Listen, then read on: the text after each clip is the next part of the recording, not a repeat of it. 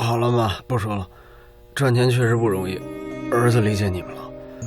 哎呀，说了抬杠嘛，那大杠300斤重，一不小心踩空了，这不受了点伤没什么，儿子扛得住啊。你们也别太辛苦，要不是受伤，你能打个平手。他来得太快了，他跟以前的比武完全不一样。嗨，黑拳都这么打，所以说嘛，我道行还差得远呢。嘿，你是缺乏实战经验，那种以命相搏的气势，你明白吗？得不要命。明白。像头狮子一样扑过来，带着要人命的气势，我的节奏乱了。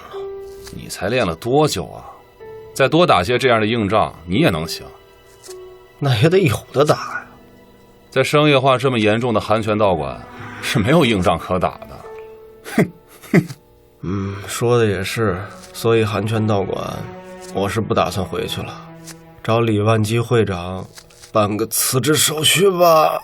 哎呀，话说，那个张彤小姐你还联系得上吗？我试试。您好，您所拨打的电话暂时无法接通，请稍后再拨。Sorry, the subscriber dialed is busy now. Please redial it later. 得，电话也不接了。哎，你说我这比赛打成这样，对他有什么好处啊？别有用心呗。我是不是让人当枪使了？你这一看就忠厚老实，不骗你骗谁啊？等我伤好了，一定要再打一回。等你好了再说吧。哎，对了，你还记得那个小雪吗？就是我们在饭馆救的那个，我那个同学。怎么了？他最近做了个创业项目，互联网的。你反正也要养伤，来一起掺和一下。你这也太跳跃了吧！我这不是看你心里憋闷，打岔换换心情吗？